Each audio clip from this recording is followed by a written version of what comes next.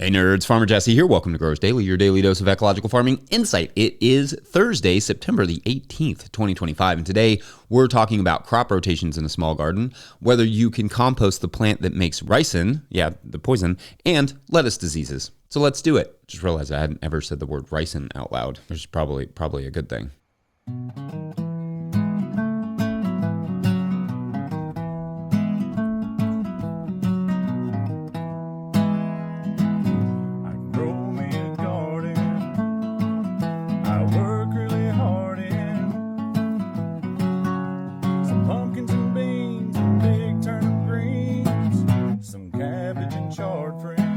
All right, how awesome is that theme song cover from @MoreJakeThanYou on YouTube, lyrics and all, and in fact, it goes on. It's a whole awesome song that we will play throughout the show today as well. All right, happy Thursday, everyone. I hope you all are doing well. I hope you all enjoyed that interview yesterday with Mikey Densham.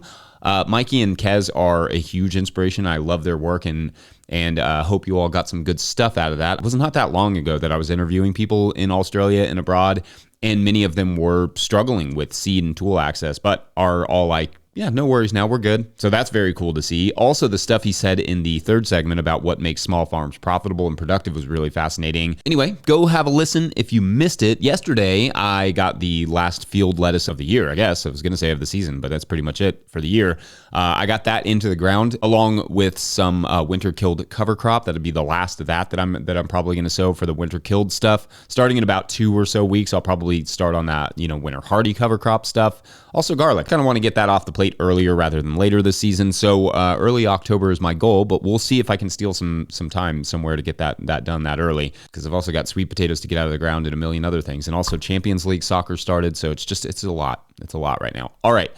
Today we are going to take 3 questions from one Patreon member because the issues they are dealing with are quite interesting. Specifically, these questions come to us from Patreon member Mark Hare, who is in the Central Valley of Costa Rica, who says they are high altitude in zone 10 to 11A with no frost, but because of their altitude, they have spring all year type temperatures. So that can be quite difficult. I imagine if we had our spring that we had this year all year, it would be, I think we wouldn't be able to grow anything but water.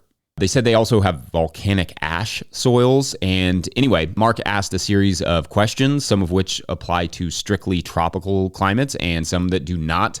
I'm going to pick 3 for today and maybe come back to some of the others later because they require a bit more research.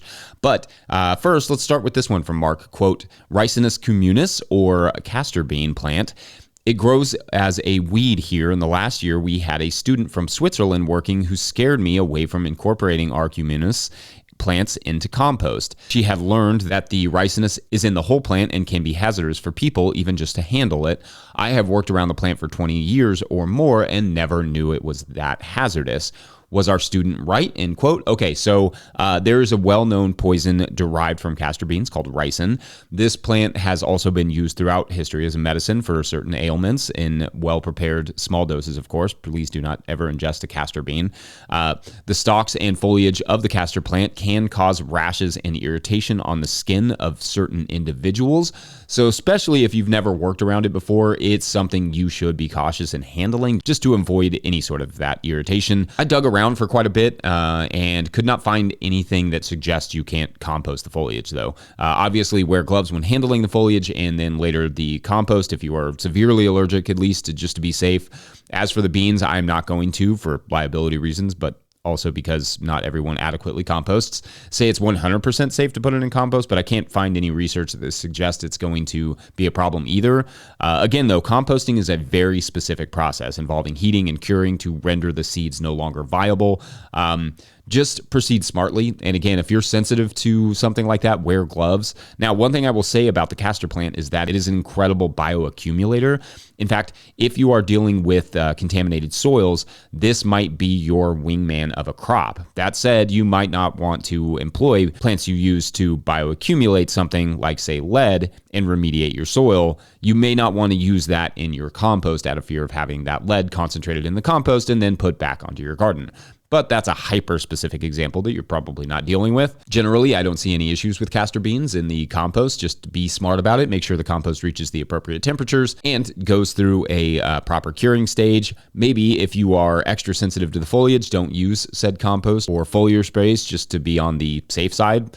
I don't think it would be a problem, but also I don't want to get you sick. And of course, if you are remediating soils or your soils where it grew are contaminated with some sort of heavy metal or something, avoid using any sort of foliage from that around food crops. Again, more than anything, no matter what plant you're using to compost, just do the composting process correctly, and none of this should be an issue. Anyway, I hope that answers the questions, at least somewhat. Next, we're going to take a quick break, and when we come back, we'll talk about crop rotations in a small garden. BRB.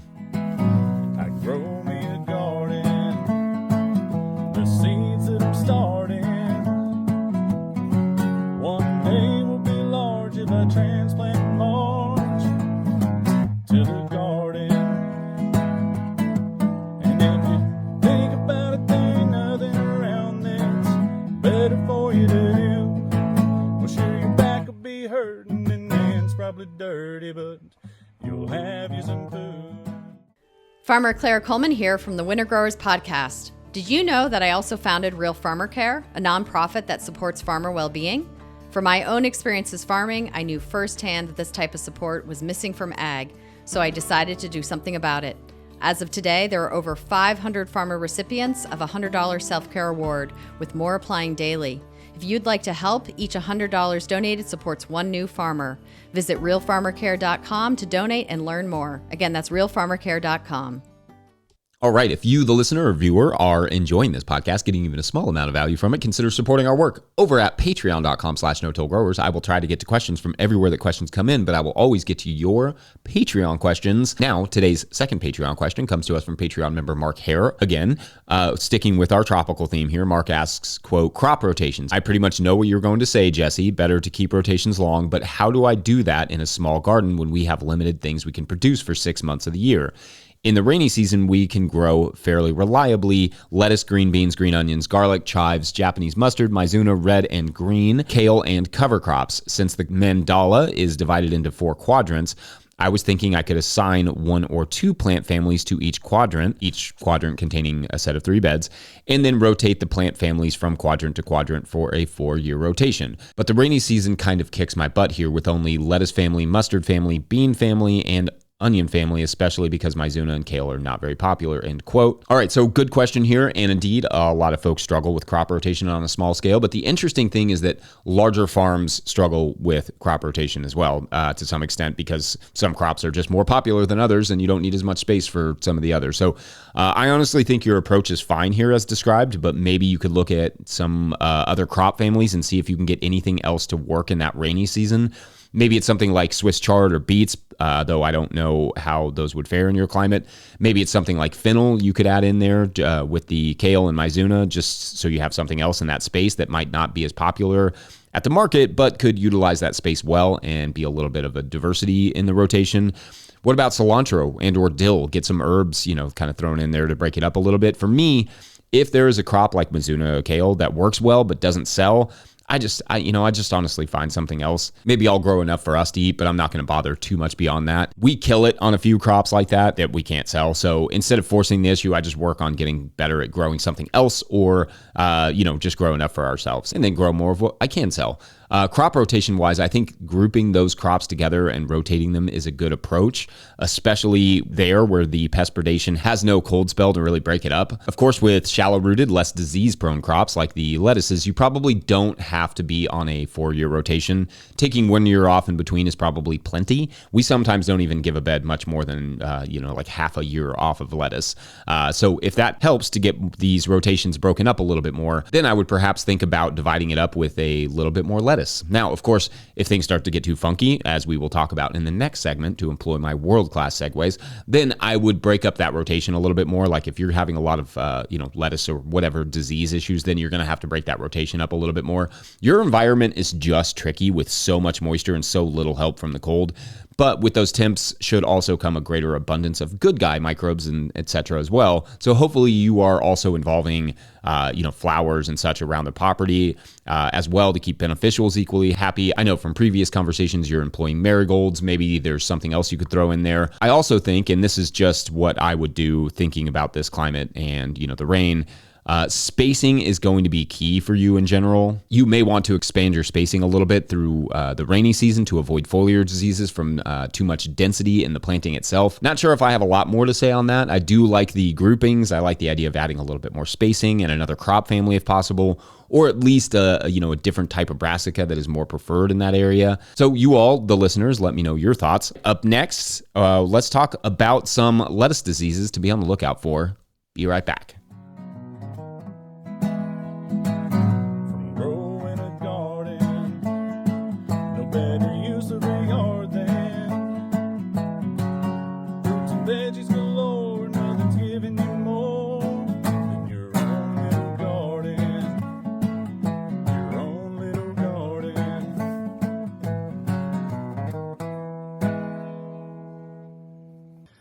What we're looking at here is a little stretch of land that I have had under greenhouse plastic for over 3 months now. And this is quackgrass, and it seems to not care too much, maybe a little bit, but not much about that plastic. So it's true that perennial weeds are difficult to deal with solarization. Today's episode of the Growers Daily is brought to you by Farmhand. Farmhand is the virtual assistant built for farmers, helping CSAs scale sales, run error-free fulfillment, and deliver 5-star service. Whether you're at 100 members or 1,000, Farmhand helps you grow without burning out. You've heard us and our farmers right here on Growers Daily. Explore farmer wins and learn more at farmhand.partners/no-till. That's farmhand.partners/no-till. All right, back to the show. All right, we're taking our last question from Mark as we, here in the Northern Hemisphere at least, head into wishing we were in the tropics season. Anyway, Mark writes, quote, "In a bed of lettuce we planted 2 weeks ago, many of the plants are growing well, but several died. When I pulled up the plant, the base of the stem was rotted. I dug around to look for white grubs, but I found only one plant with an associated grub. The stem base had a gnawed look rather than being mushy rotten. Again, could it be one of our not-so-friendly nematodes, bacteria, fungus? We are in a lull in the rainy season right now, so sunlight has been quite good, with moisture consistent but not excessive," end quote. All right, so first, it's good when identifying a pest or disease in general to take some simple observations like Mark did here. See some rot, check the stems for something eating it. That's a good place to start. Now, when the base of the lettuce plant rots, it's typically a fungal disease, but not always. It could also be something bacterial, and there will certainly be issues in the tropics that we don't have here. Typically, though, lettuce drop, rotting at the base that will eventually, cause the whole plant to go wah wah, is primarily caused by fungi Sclerotinia sclerotorum or Sclerotinia minor. These spread pretty fast and can be quite devastating, and more often than not, lettuce drop occurs in situations with excess moisture and poor airflow. Thus, the recommendations on spacing in the last segment. Fusarium could be a problem too, as it is a growing problem in Florida and other tropical areas for lettuce. It also looks similar to Sclerotinia. If it's super mushy, it could be something like soft rot, which is caused by a bacterium rather than a fungus. Not knowing exactly what the plants looked like, I wouldn't be able to identify your issue from here, but my guess is still fungal with all that rain and moisture. Not that aphids or root aphids or nematodes or etc. Couldn't also kill the lettuce, but a quick root inspection should be helpful there to be able to tell you what's going on, and to only find one potential issue like that, with that grub. That makes me think it's probably something else. Easiest thing to do is just send a sample to whatever the equivalent of the ag extension service is there and see what they can tell you. That can then inform the treatment, or at least the cause. But in your case, if you're rotating, and then that rotation should help a lot. Make sure also to pull those rotten plants to not allow for any possible sporulation and spread of the disease, meaning you want to catch it as early as possible to stamp it out. Anyway, not sure if I was helpful there, Mark. I definitely tried. I love this tropical stuff because we don't always get a lot of tropical questions, and I need to do more research for my fantasy citrus orchard that I would love to be at this winter. Otherwise, I think that's it for this Thursday, but before we go, we're going to get a quick word from our friends at Rimmel Greenhouse Systems. Whether you're growing tomatoes for market or flowers in the spring or vegetables for your family, growing in a high tunnel protected from the weather provides the right environment for a harvest you can count on. Probably would help a lot in the tropics, actually. Rimmel greenhouses are strong, durable, and easy to assemble, offering the quality you need to grow productively year-round. The team of experts at Rimmel Greenhouse Systems will be your trusted partners to ensure you get exceptional value from your greenhouse or high tunnel investment. Visit Rimmel.com today to get growing. Don't forget, No Till Growers is now officially a nonprofit 501c3, so donations are tax deductible and greatly appreciated. Our role is just to keep this information free and open to the public, and those donations help us do that. And they give you a tax break at the end of the season. So win-win. Please make sure to like and subscribe and or follow wherever you're getting this podcast. That's an easy way to help us out. Enormous thank you to all of our show sponsors. And if you'd ever like to sponsor the show, you can reach out to Farmer Michelle at notillgrowers.com. Huge shouts to Willie Breeding for the theme music and Mike Hilbert for the production help and editing. And to at More Jake Than You, not to be confused with Less Than Jake, I think very specifically, for the theme song cover. Also, shouts to Epidemic Sound for the background music that you can hear. Pick up a hat like this one or a copy of my book, The Living Soil Handbook, to support our work. You can do that at notillgrowers.com. Also, big thank you to everyone at patreon.com/notillgrowers, where at a certain level, or if you just bump up from one level to another, or you sign up in the month of September, you get a shout out on the show. So big shout outs today to Patrick O'Connor. All right, so thanks, Patrick. Now, today we're going to continue on as our referee, Daisy, goes to investigate where her coach nemesis, Rusty, has gone to. She goes by Rusty's house, knocks, no one's there. She goes by Rusty's work, no one has seen him there either. And the boss tells her if she finds him to tell him he's in trouble because he's been missing several days of work. Anyway, she even goes to his favorite bar where she ran into him one night and he started crying and apologizing because he's that type of drunk. And they hadn't seen him there either. The police were now involved, so she didn't want to, step on any toes, and so she decided to give up. But on her drive home, she sees someone that looks like Rusty, younger, eerily similar though. She notices him because he looks bewildered, confused. So she stops about 100 feet after passing him, steps out of her car and calls out, "Rusty!" Then the young man turns around, looks at her sideways and says, "Do I know you?" And that is for tomorrow on Out of Bounds, the offside rule. I'm just really stretching with these soccer names. Anyway, thanks for watching and or listening. We will see you tomorrow. Bye.